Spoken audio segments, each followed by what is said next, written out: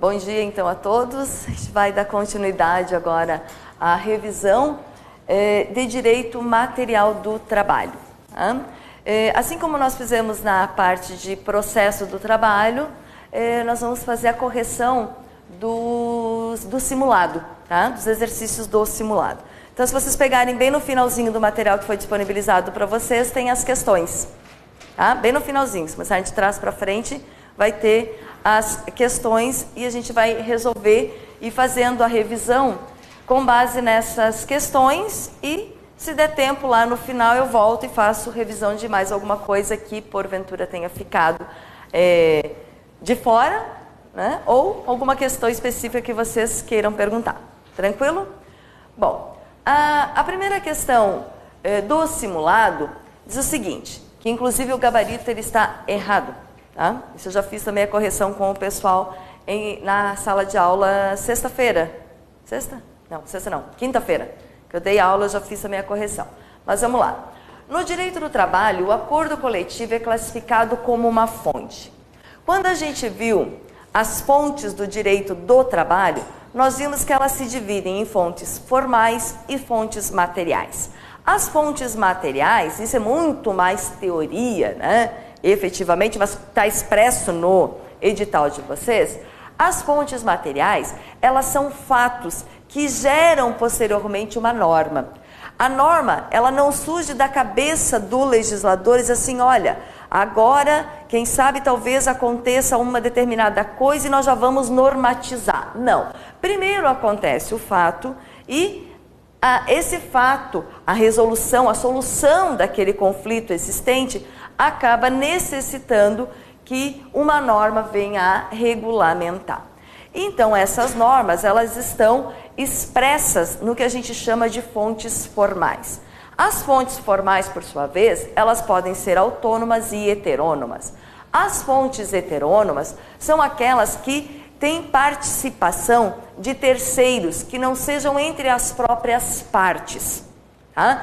As partes, quando a gente diz, não é necessariamente o empregado e o empregador, mas também o contrato de trabalho é uma fonte formal autônoma e ela faz lei entre as partes, desde que respeite, obviamente, a lei maior, né? É uma fonte formal autônoma. A convenção coletiva, os acordos coletivos, são fontes formais autônomas. Por quê? Porque não é a parte, mas são os seus sindicatos que estão ali realizando, criando, normatizando o direito que se terá, que vai valer lá para o próximo período. Então, o acordo coletivo é uma fonte jurisprudencial?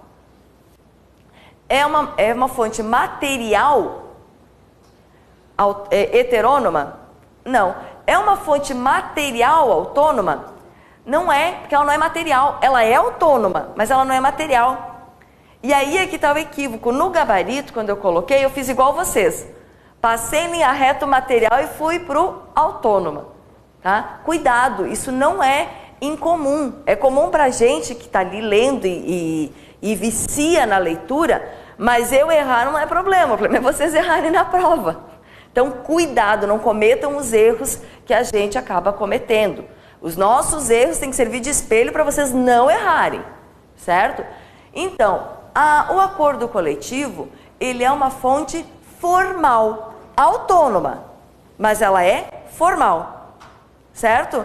Então, aqui, ó, no gabarito, vai aparecer como material autônomo, mas está errado. Eu me equivoquei na hora de colocar o gabarito, ela é uma fonte formal, autônoma, mas formal. Tranquilo? No campo do direito do trabalho, presume-se que o contrato de trabalho terá validade por tempo indeterminado. O que a gente viu lá nas regras do direito do trabalho, em princípios do direito do trabalho? Que o contrato de trabalho, ele não terá prazo estabelecido. Pode ter contrato por prazo? Pode, mas é exceção à regra.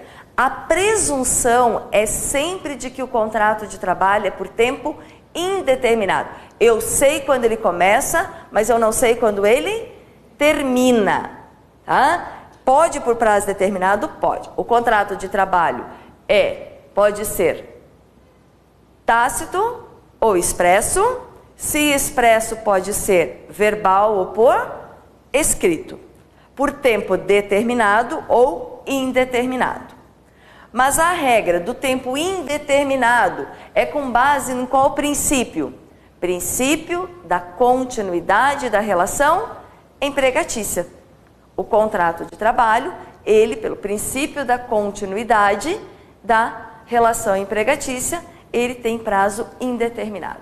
O que é o princípio da irrenunciabilidade dos direitos? Que o empregado, mesmo que ele queira abrir mão daquilo que ele tem direito, ele não pode. Como não pode? Não pode, ponto.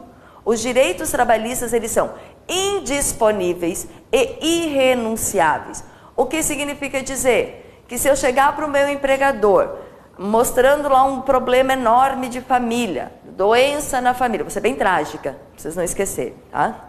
Uma doença na família e chega para o empregador e diz, olha, eu tenho as minhas férias vencidas, eu não quero tirar férias, eu preciso do dinheiro, você compra as minhas férias?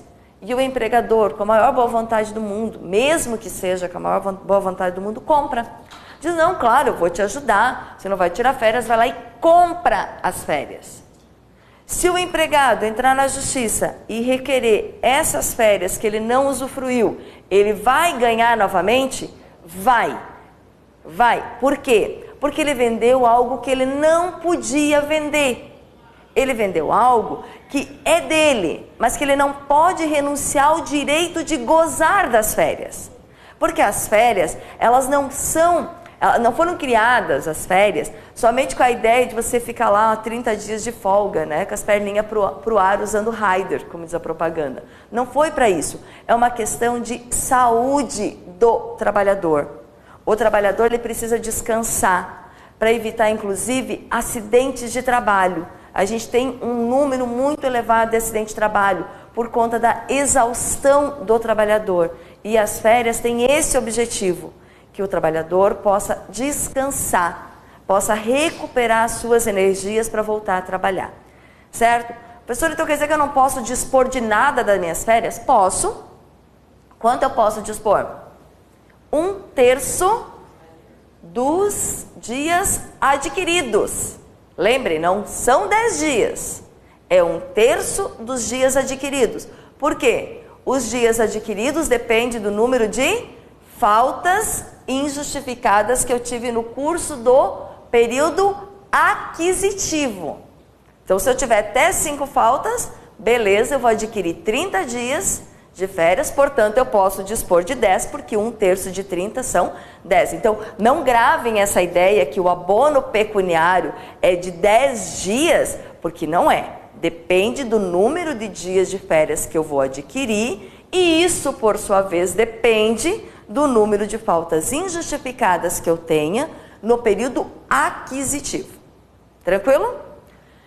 O princípio da proteção, obviamente, o direito do trabalho, ele é um direito protetivo, né? Assim como o direito do consumidor, o CDC, né? Ele protege o consumidor e assim por diante, ele é um direito protetivo. Princípio da primazia da realidade significa que vale mais o que acontece na relação de fato do que um documento.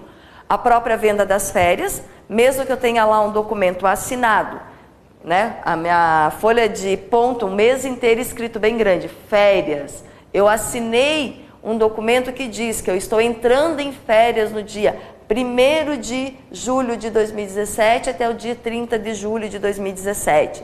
Então, para todos os efeitos, documentalmente falando, eu estou em férias. Se eu comprovo que eu trabalhei, o que equivale? O fato de eu ter trabalhado em detrimento do documento assinado. Tá? Então, o que vale é o que acontece de fato. E o princípio da boa-fé, lógico, né? Em todas as relações contratuais, a boa-fé tem que ser sempre resguardada. Então, correto é o princípio da continuidade da relação de emprego. Quanto ao aviso prévio, proporcional, considerando os parâmetros da Lei 12.506 de 2011. Lá vamos nós. É incorreto afirmar: A. O aviso prévio será concedido na proporção de 30 dias aos empregados que contêm até 1 ano de serviço na mesma empresa? É ou não é? Até 1 ano de serviço na mesma empresa é de 30 dias. B. Ao aviso prévio, serão acrescidos 3 dias por ano de serviço após 2 anos de serviço prestado na mesma empresa? Após 1 ano. Se eu tiver 1 ano e 1 mês, 33 dias de aviso prévio. O restante está correto. Até o máximo de 60 dias, perfazendo um total de 90. Então, a letra B aqui, ela é incorreta. Mas vamos ver as outras, né? Como eu disse, nunca esqueçam de olhar as outras. O aviso prévio proporcional é um dos direitos destinados ao trabalhador, conforme previsto expressamente na Constituição. Está lá, né? A Constituição diz, é devido aviso prévio proporcional aos trabalhadores de, no mínimo, 30 dias. E será regulamentado por lei. Lei que a Constituição é de 88, veio em 2011, né? Assim, tanto quanto atrasada, mas chegou. Né? Agora a gente já está por essa, né? Demorou, mas veio. Segundo o entendimento do TSE, prévio proporcional ao tempo de serviço, somente é assegurado nas rescisões de contrato de trabalho ocorridas a partir da publicação da lei. Pessoal, sim, tem uma súmula do TST que diz que as rescisões que ocorreram antes da publicação da lei, o aviso prévio é de 30 dias. A partir da publicação da lei é que vale essa proporcionalidade. Tá? Porque teve uma discussão muito séria, muito grave, né, em ações, inclusive na Justiça do Trabalho, que discutiam, tá, a lei é de 2011, mas a previsão da necessidade da lei é de 88. Então, por que quem foi demitido antes não tem o benefício dessa proporcionalidade? E o TST se firmou o entendimento que, a partir da lei, a rescisão, não é o início do contrato, é a rescisão do contrato a partir da publicação da lei. De acordo com o TST, é incorreto substituir o período que se reduz da jornada de trabalho no aviso prévio pelo pagamento das horas correspondentes. De fato, que horas está se falando? Quando o aviso prévio é dado pelo empregador, somente o aviso prévio, quando é dado pelo empregador ao empregado, é que ele pode optar ou por 2 horas de redução diária ou 7 dias corridos ao final. Essas 2 horas de redução não podem ser substituídas por pagamento de horas extras. A súmula diz, é ilegal a substituição das horas reduzidas pelo pagamento de horas extras. Por quê? A gente sabe o porquê, fica mais fácil a gente gravar. Porque essas horas que são reduzidas, quando o aviso prévio é dado pelo empregador, é para o empregado conseguir um novo emprego, ele ter tempo para poder conseguir participar de entrevistas, seleções de um novo emprego. Então, não seria lógico, se a gente já tem essa redução com esse objetivo, poder substituir ele pelo pagamento de horas extras. Tranquilo? Então, a correta aqui, porque é incorreta, é a letra B, porque o aviso prévio será acrescido de 3 dias para cada, após 1 ano de serviço na mesma empresa. Joana tem confirmado o seu estado de gravidez advindo durante o aviso prévio indenizado. Diante da situação, é correto afirmar que Joana A. não terá direito à estabilidade, posto que já informada da extinção do contrato de trabalho. Qual é o entendimento aqui? No curso do aviso prévio, ainda que indenizado, permanece o direito à estabilidade. Não terá direito à estabilidade em razão da ausência de norma regulamentadora acerca da gravidez iniciada durante o período do aviso prévio. De fato, não tem norma regulamentadora, né? Mas ela tem o direito. Norma regulamentadora diz assim, não tem a lei, né? Mas o entendimento do TST. Terá direito à estabilidade provisória de 3 meses após o parto, em razão de construção jurisprudencial e doutrinária a esse respeito, direito esse que somente será alcançado se pleiteado judicialmente? Nossa, quanta informação equivocada numa mesma assertiva. Terá direito à estabilidade provisória desde a confirmação da gravidez até 5 meses após o parto, com fundamento em previsão expressa na CLT? Tem? Tem, tá? Tá previsto na CLT? Tá previsto na CLT 5 meses até o parto, até desde a confirmação da gravidez, lá onde fala da proteção da mulher. Terá direito à estabilidade provisória proporcional de 1 mês após o parto, tendo em vista encontrar em período de aviso prévio? Não. Tá? Então a correta é a letra D. Então, ainda que seja no curso de aviso prévio. Pessoal, não esqueçam que ainda que o contrato seja por prazo determinado, então se a empregada engravidar no curso do contrato de experiência, que é um contrato por prazo determinado, ela tem direito à estabilidade sim. Está lá na súmula 244 do TST. A empresa Dindas Limitada está passando por uma grave crise financeira e pretendendo uma reestruturação interna, planeja conceder férias coletivas para todos os seus empregados, em 2 períodos durante o ano de 2017. No primeiro período, pretende conceder 10 dias corridos e no segundo, 20 dias corridos. Neste caso, a referida empresa está respeitando a CLT, devendo, no entanto, comunicar os órgãos ao órgão local do Ministério do Trabalho com antecedência mínima de 15 dias as datas de início e fim das férias? Não sei. Né? Vamos pensar. Não sei. Não sei. Vai que é, vai que não é. Aquela história do prazo, né? Não sei. Vamos deixá-la ali em stand-by. Certo? Vamos para a próxima. Está respeitando a CLT, devendo, no entanto, comunicar ao órgão local do Ministério do Trabalho, com antecedência mínima de 10 dias, as datas de início e fim das férias? Agora complicou, né? Porque agora eu tenho 2 que eu não sei. Mas é melhor ficar entre 2 do que entre 5. Provavelmente as outras também são tudo de data, quer ver? Ai, eu e esse negocinho não tem jeito. Vou dar 30 anos de aula e não vou me acertar com ele.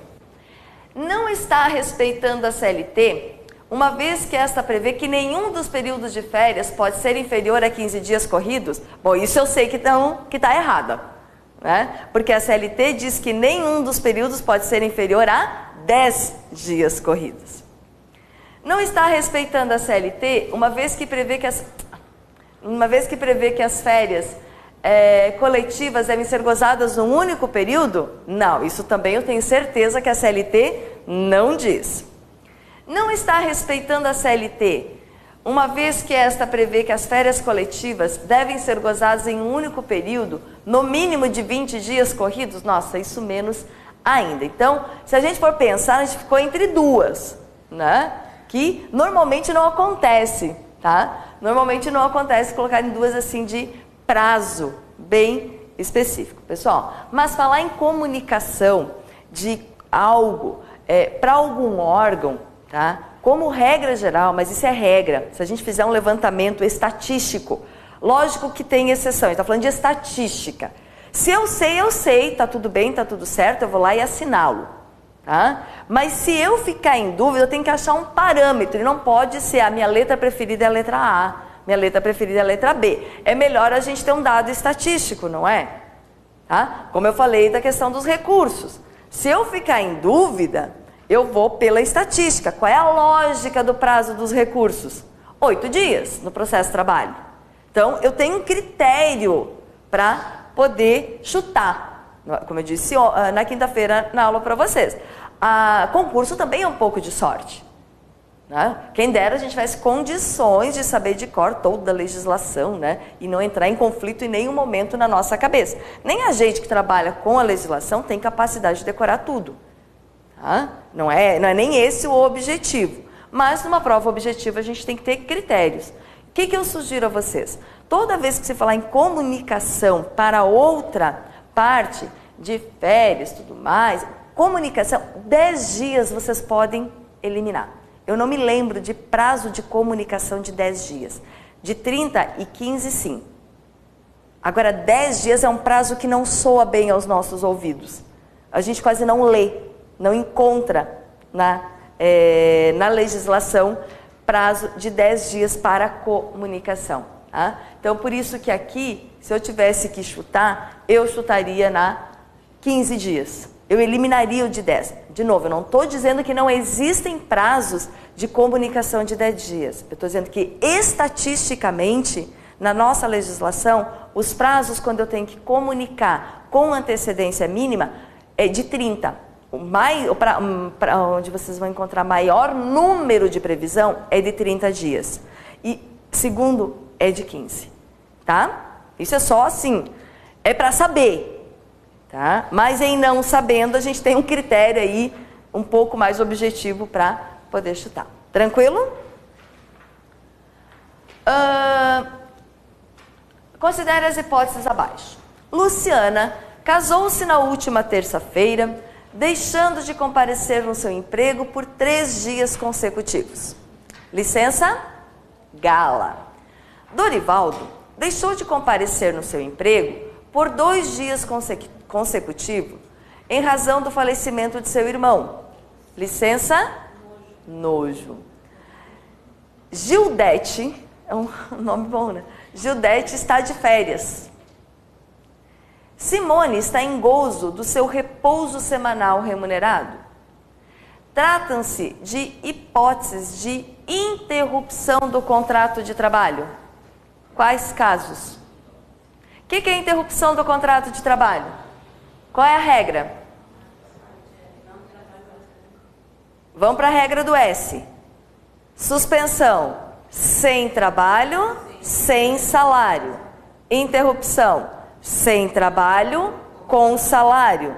Durante o período de férias, recebe salário? Ainda bem, né? Senão ninguém ia tirar férias mesmo. Durante o período da licença gala, recebe salário? Da licença nojo, o meu repouso semanal remunerado é ou não é remunerado? É. Então, as 4 situações se enquadram no caso de interrupção. Tá? Lembrando que também é interrupção os 15 primeiros dias de afastamento do empregado, antes de entrar no benefício do auxílio-doença, quer seja auxílio-doença ou auxílio-doença acidentário. E tem aquelas questões que são controvertidas pela própria doutrina. E essas aí, se eles perguntarem, dá margem à anulação de questão. Tá? O empregado é transferido, no tocante à alteração do contrato. Também adoram perguntar.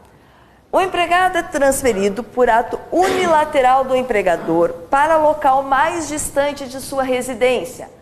Tem direito a suplemento salarial correspondente ao acréscimo da despesa de transporte? Tem ou não tem? A regra geral, o empregador não pode transferir o empregado de local de trabalho. Mas o que diz o 469? Não comporta alteração do local de trabalho quando não altera a residência. Lembrem do exemplo. Trabalha no Angelone, em Capoeiras, e é transferido para o Angelone dos ingleses. Alterou o domicílio? Não. É longe? É. Por ter essa distância maior, vai ter direito ao complemento no salário em virtude do transporte, se houver aumento do valor do transporte. Considera essa alteração unilateral a determinação do empregador para que o respectivo empregado reverta ao cargo efetivo anteriormente ocupado, deixando o exercício de função de confiança? É alteração? Ou não? Não. Está lá no 469, parágrafo 1º, ou parágrafo único. Parágrafo 1º, eu acho. Não se considera. É o caso em que o empregador eleva o funcionário a um cargo de confiança e depois percebe que ele não se enquadra nos moldes, mas ele é um ótimo vendedor, por exemplo. Passou a supervisor e volta a ser vendedor. Não tem problema algum. Não se considera alteração unilateral, por expressa disposição da lei. Ao empregador é vedado transferir o empregado com a mudança de seu domicílio, sem a sua anuência, para localidade diversa da que resultar do contrato.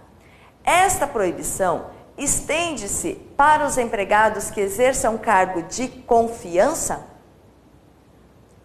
Não. O que não se estende ao cargo de confiança? A anuência. Porque para aquele que exerce cargo de confiança, a anuência ela já é pré-determinada. Não significa dizer que aquele que exerce cargo de confiança pode ser transferido a bel prazer do empregador. Não pode.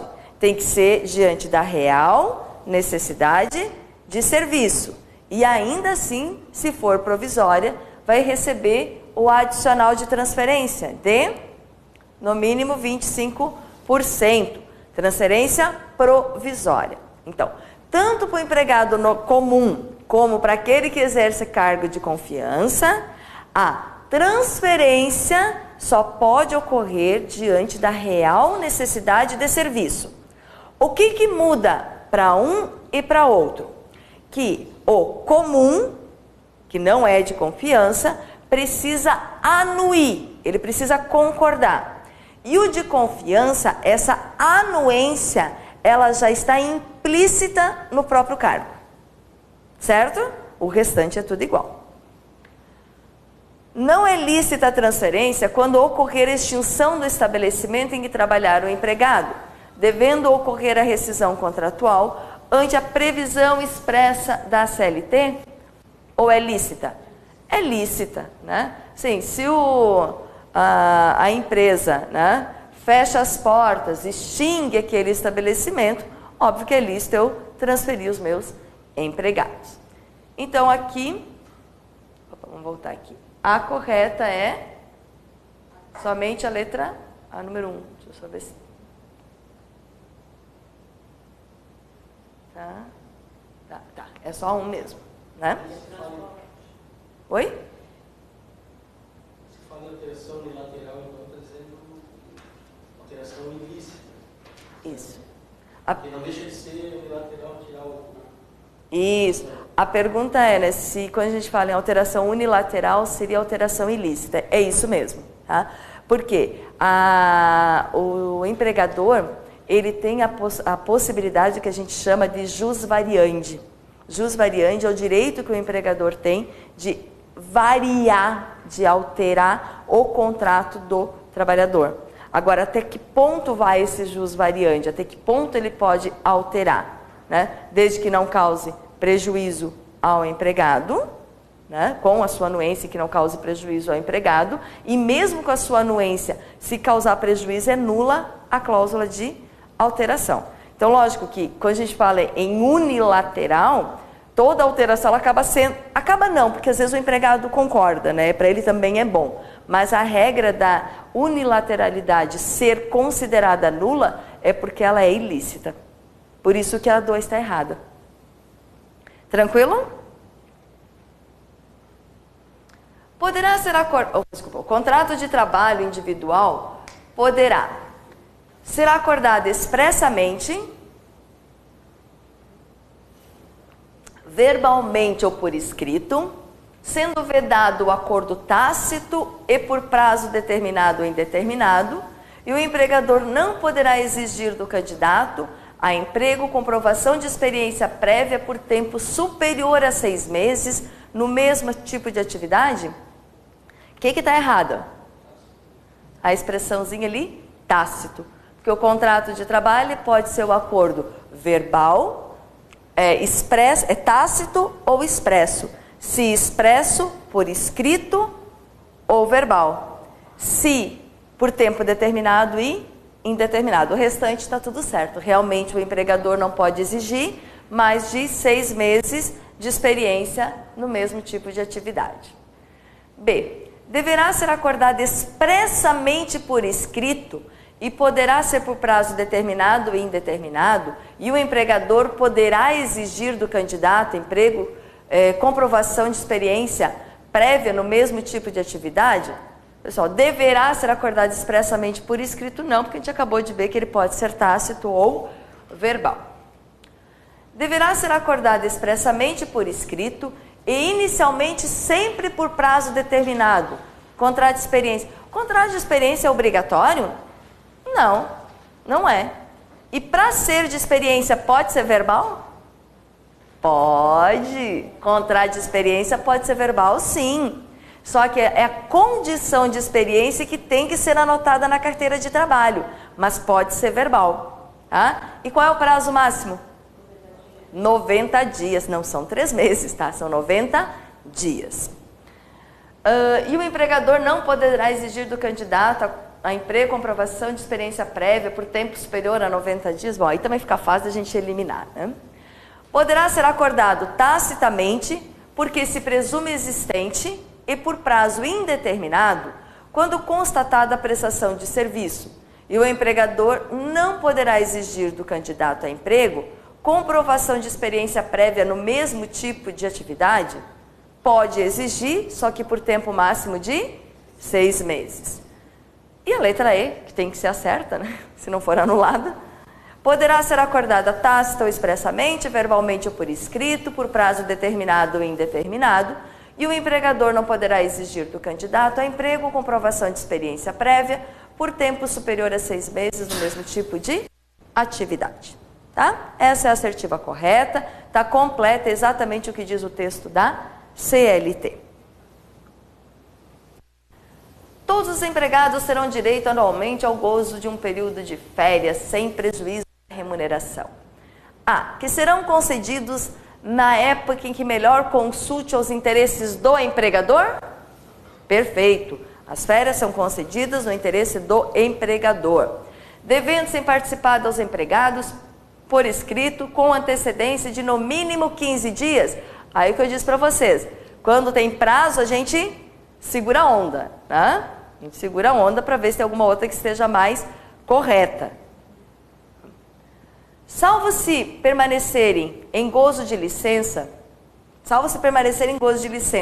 com percepção de salário por mais de 60 dias durante o prazo, durante o período concessivo, todos os empregados terão direito anualmente ao gozo de um período de férias sem prejuízo da remuneração, salvo permanecerem em gozo de licença com percepção de salário por mais de 60 dias durante o período concessivo ou período aquisitivo?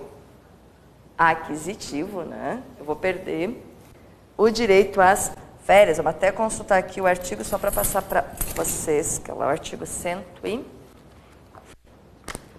Deixa eu só pegar ele aqui, é o 140...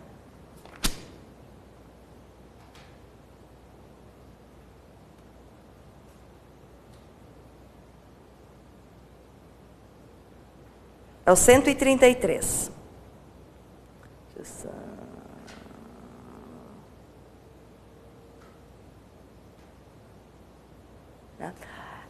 Só que o prazo ali não são 60 dias, tá? São por 30 dias. Só que é no período aquisitivo e não no período concessivo. A gente mapeia a questão da mesma forma, tá? Mas é no período aquisitivo e são 30 dias. Permanecer em gozo de licença com percepção de salário por mais de 30 dias durante o período aquisitivo.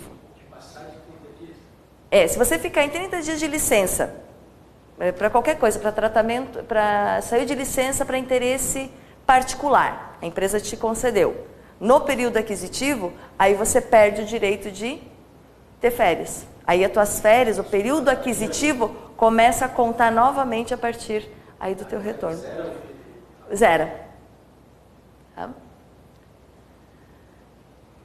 Poderão ser concedidos em 2 períodos, um dos quais não inferior a 10 dias corridos, com exceção dos menores de 18 anos e os maiores de 60 anos de idade, que deverão ter as férias concedidas de uma só vez? Qual é o prazo? Isso mesmo, você tem que lembrar que eu errei na minha prova. Quando eu fiz prova, muito tempo atrás, que eu fui fazer uma prova de concurso, caiu essa bendita dessa questão, mas eu eliminei ela de cara. Eu li a assertiva e eliminei, eu nunca mais vou esquecer na vida. Eu li e eliminei, eu falei, mas 50? Para que 50, né? A gente pensa o quê? 60, né? 60 até vá lá, porque a ideia do idoso, né, da pessoa... Não, e é 50, tá? A CLT é bem clara em dizer que são 50 anos. Salvo se forem contratados sob regime de tempo parcial e tiverem mais de 7 faltas injustificadas ao longo do período aquisitivo, quando terão seu período de férias reduzido à metade. E aí, como é que a gente lembra? O que é regime de tempo parcial? 25 horas. Isso, é por hora trabalhada. Vamos deixar lá ali, vamos ver se a gente acha uma que a gente tenha certeza absoluta. Serão de 30 dias corridos quando o empregado não houver faltado ao serviço por mais de 6 vezes durante o período aquisitivo? Mais de 5. Então, só para a gente voltar aqui um pouquinho, pessoal, aqui a letra A, o período que o tempo necessário que o empregador tem que comunicar ao empregado que ele vai tirar férias é de quantos dias? Que foi que eu disse? Qual é o ranking maior de todos se for para prazo de comunicação? 30 dias. Tá? É o tempo necessário que o empregado tem para poder se organizar para tirar as férias. E quantos dias antes de sair de férias ele tem que receber? 2 dias de antecedência, tá? Então, vamos lá. 30 dias de antecedência à comunicação. Se ficar em gozo de licença com percepção de salário por mais de 30 dias durante o período aquisitivo, não poderão ser concedidos poderão ser concedidos em 2 períodos, salvo se for menor de 18 ou maior de 50 anos. E a letra E, 30 dias corridos, quando o empregado não houver faltado ao serviço por mais de 5 vezes. Então, a correta é a letra D. Salvo se forem contratados sob regime de tempo parcial e tiverem mais de 7 faltas injustificadas ao longo do período, quando terão o seu período de férias reduzidos à metade, tá? Tá lá no artigo que fala do tempo parcial. Deixa eu ver se eu acho ele aqui rapidinho, senão depois eu volto ali. Eu volto o slide ali para a gente localizar. Que eu nem sempre localizo com tanta rapidez, nem na minha própria CLT. Tá? Eu volto ali, a gente já fala, só para a gente não perder tempo. César, empregado da empresa X, trabalha com operação perigosa, regulamentada pelo Ministério do Trabalho e Emprego. Neste caso, o trabalho em condições de periculosidade assegura a César um adicional de... Falou em adicional de periculosidade. Qual é o percentual? 30. Se for insalubridade, 10, 20 ou 40%. Tá? Então, a letra B a gente já tiraria, porque não falam 10, 20, 40.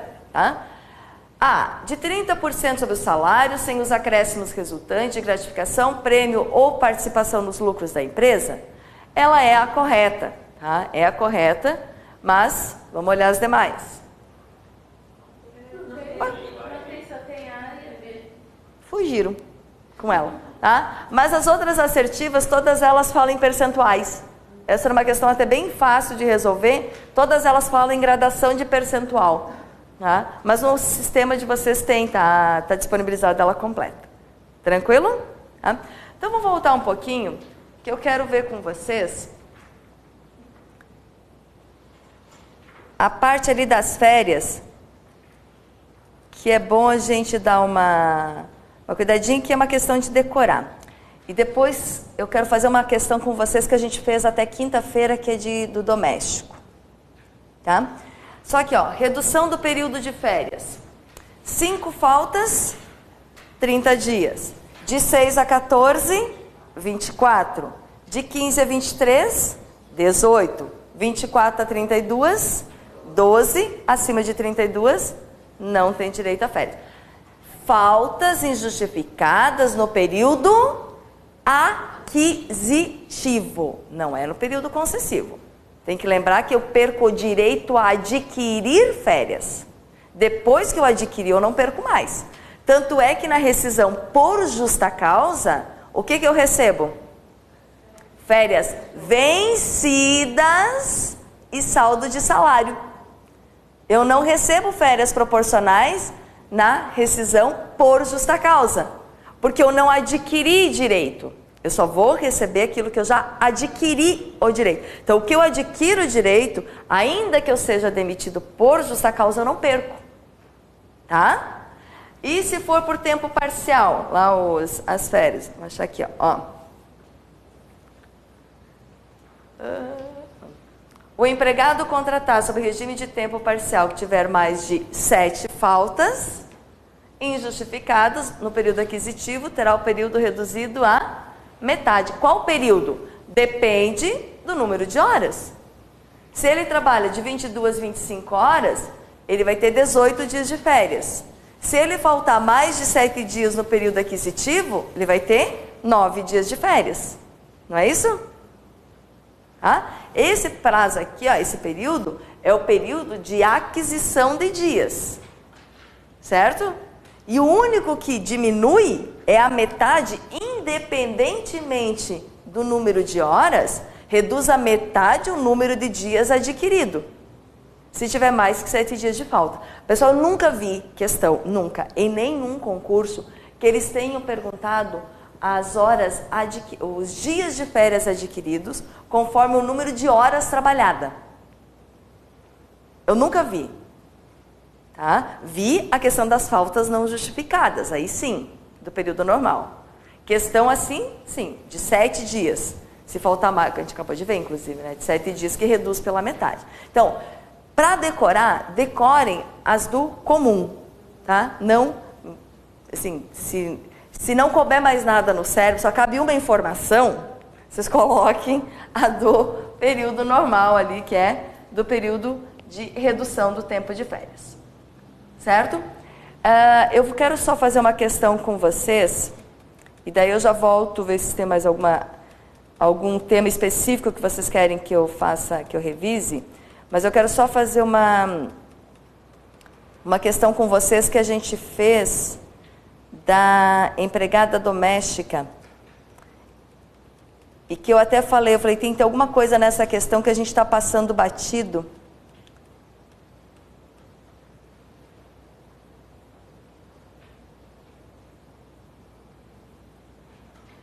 Essa aqui, ó. Se vocês lembrarem, quinta-feira a gente fez essa assertiva. E nós lemos, eu falei, tem alguma coisa nessa questão que nós estamos passando batido e por isso que ela não tinha gabarito. Em relação ao trabalho doméstico. E ele diz assim, ó. 1. A duração normal do trabalho doméstico não excederá 8 horas diárias e 40 horas semanais, com remuneração de hora extraordinária de 50% acima do valor da hora normal. Tá certo ou tá errada? Tá errada, porque não são 40 horas semanais, e sim 44. Isso tá tudo ok. A 2. O trabalho não compensado prestado em domingos e feriados para o empregado que mora no local de trabalho deverá ser remunerado com acréscimo de 50% sem prejuízo da remuneração? É 50% ou é o dobro? O dobro. A 3, que essa foi a questão, tá? E elas ficam buzinando, às vezes no meu ouvido eu tenho que olhar. A 3, ela é diferente, e por isso que é importante a gente olhar, ela é diferente da CLT, porque o trabalho de regime parcial do empregado doméstico, a regulamentação é na CLT, é lá no artigo 58A da CLT. Só que tem algumas questões que são diferentes, alguns pontos que a lei traz uma regulamentação diversa, aí vale o que está na lei. E o que diz lá na CLT para trabalhador normal que trabalha em regime de tempo parcial? 25 horas e não pode fazer horas extras. No doméstico, lá no artigo 3º da Lei 150, salvo muito engano é parágrafo 2º da lei, vai dizer: considera-se trabalho em regime de tempo parcial para trabalhador doméstico aquele cuja duração não exceda 25 horas semanais. Ok, perfeito, tá correto. Podendo a duração normal do trabalho ser acrescida de horas suplementares em número não excedente a 1 hora, mediante acordo escrito entre empregado e empregador. E aí, o que a gente falou? Mas na CLT não pode fazer horas extras. Então, para o doméstico, pela lógica, não poderia também. Só que a lei prevê que sim. O artigo 3º da lei prevê que é 25 horas semanais e pode fazer 1 hora extra, mediante acordo escrito. Tá? Então, é diferente porque a Lei Complementar 150, ela trouxe especificamente, e só o doméstico, tá? Só o doméstico é que pode fazer hora extra em regime de tempo parcial. Tranquilo? Tá? Então, essa questão que a gente disse até no dia que não tinha... Falei, que estranho, ficou sem resposta. Tá? É facultada a contratação por tempo determinado do empregado doméstico para atender necessidades familiares de natureza transitória, ficando a duração do contrato limitada ao término do evento que motivou a contratação, obedecido o limite máximo de 1 ano? Não pode ser por tempo determinado a contratação?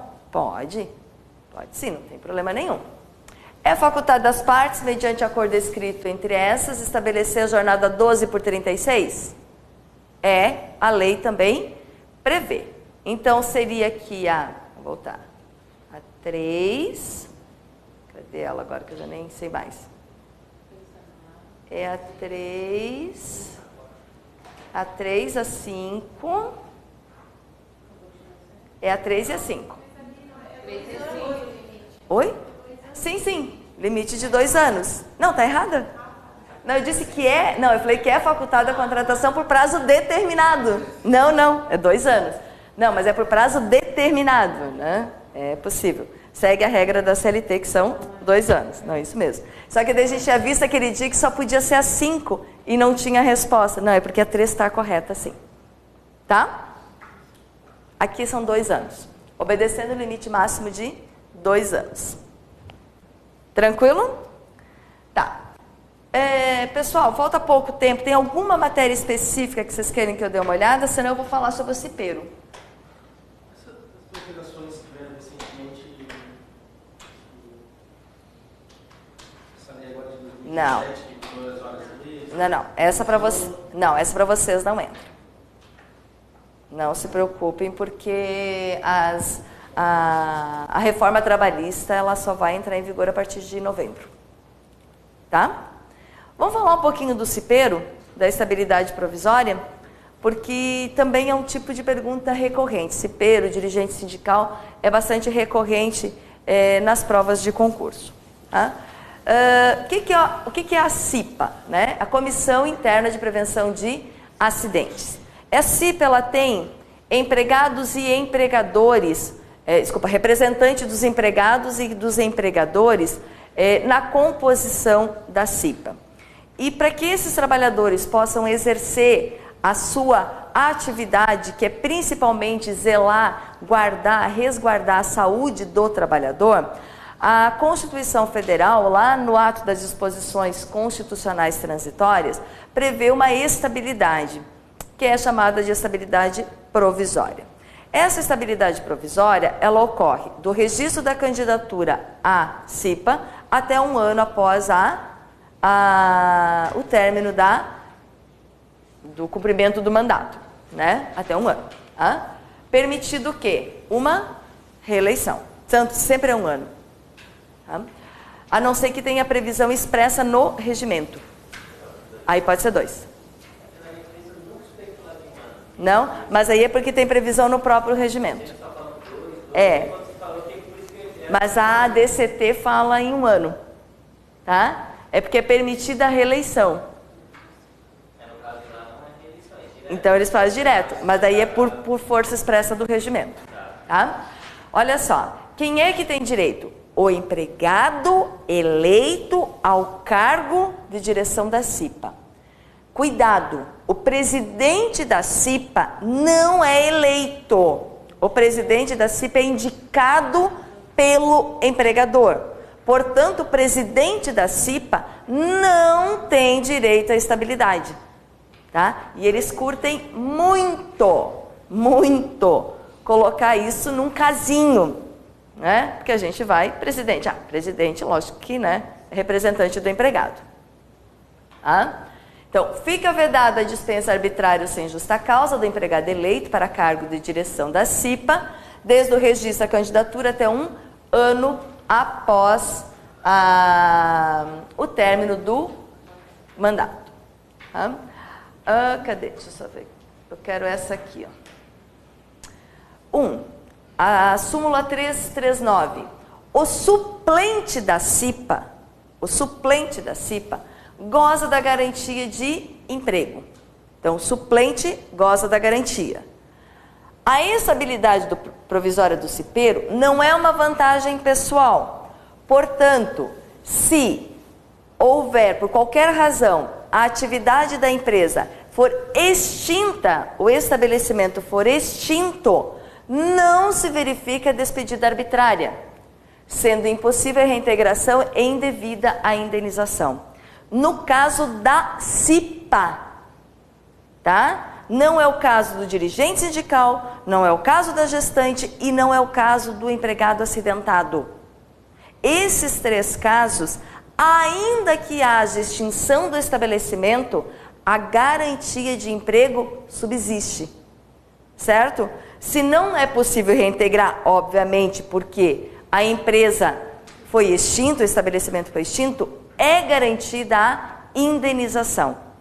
No caso da CIPA, não.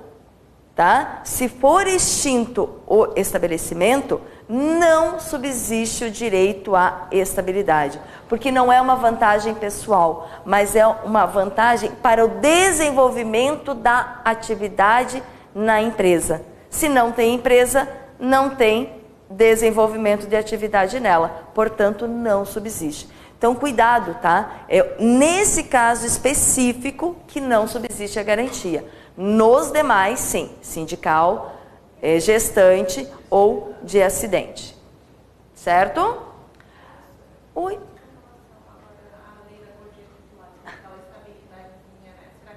Do quê?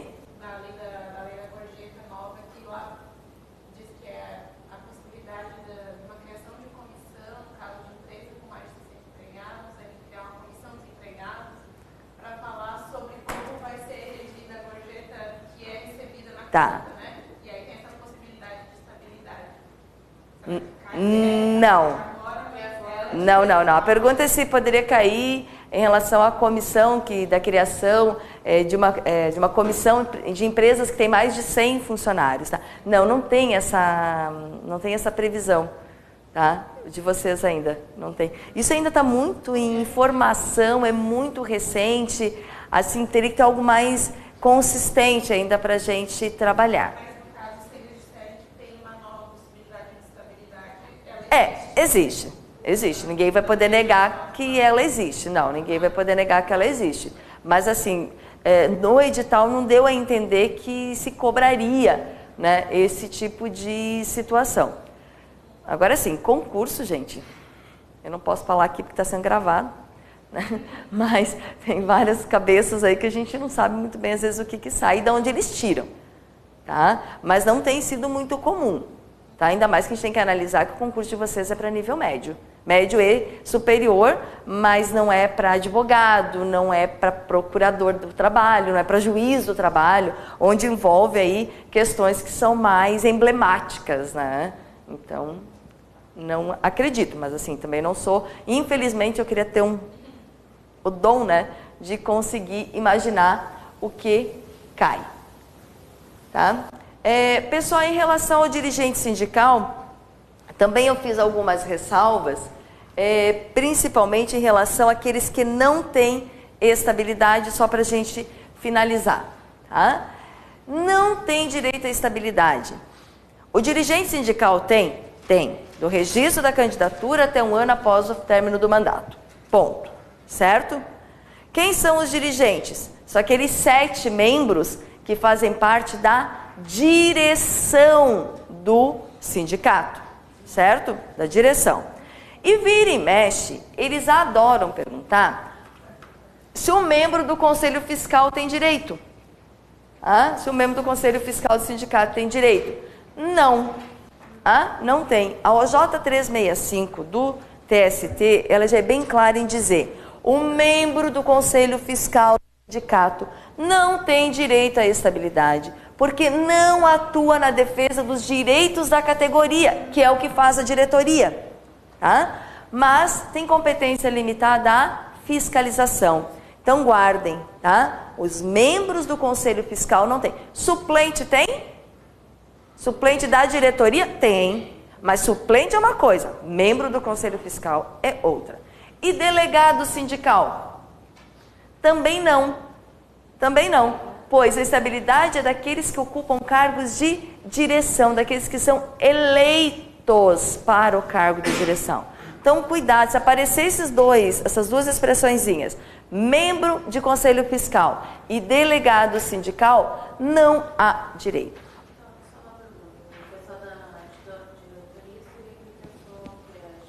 Presidente, vice-presidente, tudo que faz parte ali do cargos que vão atuar na defesa dos direitos dos trabalhadores. Esses têm. Esses têm. Outra coisa importante, pessoal, é que o registro da candidatura a dirigente sindical realizado no curso do contrato por prazo determinado, e aí eu vou incluir o aviso prévio, não garante a estabilidade, tá? Não garante a estabilidade do dirigente sindical. Se eu já estou cumprindo o aviso prévio, e vou lá e registro a minha candidatura, não há a garantia da estabilidade. É diferente da gestante, é diferente do acidentado. Mas se acontecer ao contrário, eu já estou concorrendo e recebo a... Aí não pode, porque a garantia... Isso, a pergunta é se eu já estou registrado, concorrendo e sou notificada, é dado o aviso prévio. Aí o aviso prévio não vale. Por quê? Porque a garantia ela começa no registro da candidatura. O que não pode é registrar a candidatura no curso do aviso prévio, que é diferente da gestante e do acidentado. Nesses dois casos, se acontecer no curso do aviso prévio, a garantia ela é mantida. Ficou claro? Pessoal, tem alguma dúvida, alguma coisa que agora, nos 45 segundos do segundo tempo, no tempo dos acréscimos, eu consiga sanar, ajudar, auxiliar, ressaltar? Pessoal, deem uma lida ali na parte do trabalho do menor, na parte do trabalho da proteção da mulher, que a gente viu quinta-feira, a gente reviu na quinta-feira, tá? Deem uma olhadinha ali nos artigos da CLT que tratam do trabalho da mulher, principalmente naquilo que é muito diferente, né? E que às vezes a gente até por achar que pela igualdade entre mulheres e homens isso não poderia estar escrito, mas está, como é o caso lá dos 15 minutos, né? Antes do início de horas extras, os 15 minutos que é assegurado à mulher de descanso, né, antes do início do horário extraordinário. A gente sabe que isso vai cair, a reforma já alterou, mas ainda está valendo. Tá? Então, acho que é importante dar uma olhadinha nisso. Tranquilo? Então, desejo a vocês uma excelente prova, muita calma, tranquilidade, leiam com calma, risquem a prova, não tem problema nenhum, a prova é de vocês. Cuidado ao passar as assertivas para o gabarito, porque também dá uma vontade terrível da gente, né, arrancar os cabelos. Não façam isso também, que depois demora para crescer, tá? Mas risquem, porque aí vocês já vão tendo a certeza daquilo que vai sendo eliminado. Em ter que voltar a ler a questão, aquilo ali é uma coisa a menos para vocês olharem. É muita informação junto, não é só direito do trabalho, vocês têm as outras provas também para fazer, das outras matérias. Então, a tendência é a gente ficar com a cabeça que é um turbilhão. Então, quanto mais coisas vocês conseguirem ir eliminando para uma segunda leitura, melhor. Confie no instinto de vocês, tá? A primeira impressão, ela tem que sempre ser levada em consideração, porque o conhecimento, às vezes a gente não tem conhecimento, não consegue gravar exatamente o que está escrito, mas o nosso cérebro, ele aponta para aquilo que está certo, porque a gente já ouviu em algum momento aquilo. Então, deem razão um pouquinho, prestem atenção na primeira impressão, principalmente depois de vocês riscarem aquelas que vocês têm certeza que não estão certas. Tranquilo? Então, boa prova, desejo realmente sucesso a todos vocês. Bom, obrigada.